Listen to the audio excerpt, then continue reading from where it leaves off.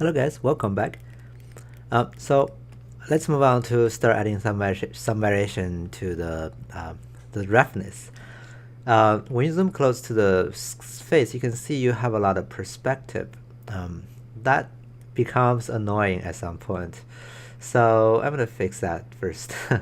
So let me go to the display settings, and here in the camera part, we have the field of view in degrees. I'm gonna change that to 30. That's gonna make it make the perspective smaller. Okay, so that way your face looks a bit more not stretched. Okay, as you can see here. Okay, and also while we're at it, maybe we can also check on shadows. Okay, we can use the light weighted shadow and lower down the opacity just to have some shadow to preview the model better. Okay, so for the roughness to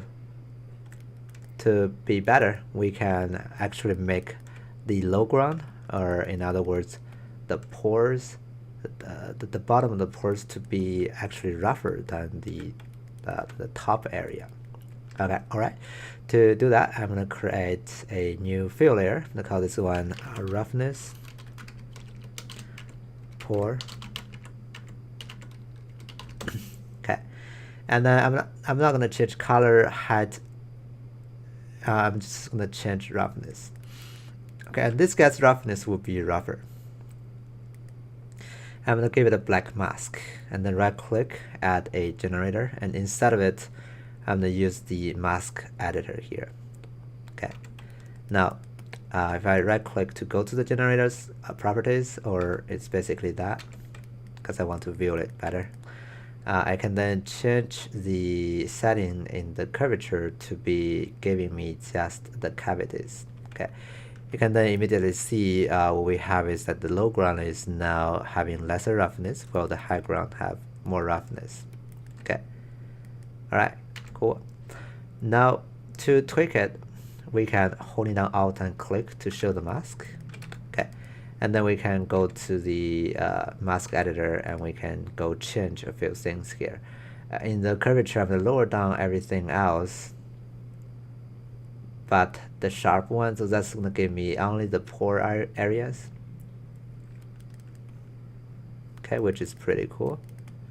You can go to M to take a look. You can see now we're having more shiny area, but we still keep the bottom to be not as shiny. Okay, while we're at it, we can also go back to the mask. Okay, and then we can go to the texturing part, and we can add a cloud.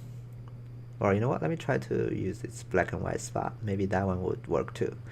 So black and white spot 2 here, and go back here to the texture. I'm going to change the texture opacity to 1. You can see what it does is basically breaking this up a little bit more.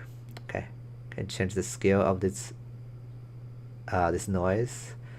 We can do triplanar. Okay, can change contrast. All right, so that way we're not having that effect to happen everywhere. It's just gonna be happening on some area and not happening on some other areas. So that way it just feels a little bit more organic. Okay, so that's the general coverage and variation of the roughness that we can do. Now beyond that, we can also define some of the particular areas that we can have a little bit more rough smoothness. Here on the lips and around the eyelid, because there will be some liquid possibly over there. So what you do is, or maybe there is also like an oil zone, right? So we can define those guys. Okay, cool. So I'm gonna go create a new fill layer. I'm gonna call this guy roughness lip. For the roughness of the lip,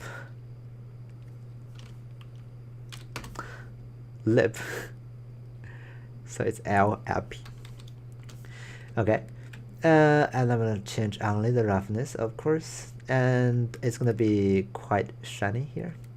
And again, all I have to do is add a black mask and add a paint on it, and start to paint the lip.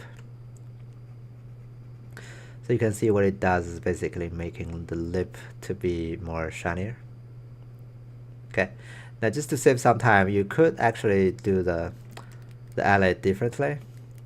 But I know that the eyelid should be very similar to the lip, so I'm going to turn on the symmetry and just draw around the eyelid to give the top or the thickness of the eyelid some smoothness here. Okay, so that way when you render, you have some nice variations on the smoothness or the roughness. We can hold down Control and drag the leftmost button to lower down the opacity and just scrub through the corner of the eye a little bit more, so that part have this just a little bit more shinier kind of like effect. Okay, and then I think I can take care of all these things all together, so I can just make my brush even more transparent. I can add just extra layer of shininess to the oil zone here. Okay, so that part is a little bit more shiny. Okay, we can take a look at the alpha. I can see what's going on here. Okay, all right, maybe that part is too strong. Let me change my brush to black and just pen some of the areas back.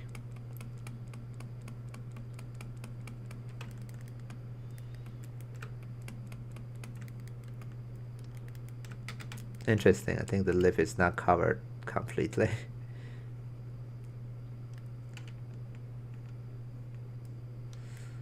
Forget to take care of this middle area. Now you may paint the back by accident. Actually, it's not. I'm painting something inside actually. So yeah, eventually the final result on the outside decides if it's okay or not. So you look around and see if it's fine out there. Okay, so that's the roughness variation for the the different areas of the face. Right, cool. I think this concludes all the roughness part. Let's move on to the next video and we can talk about subsurface scattering. Okay, see you next time.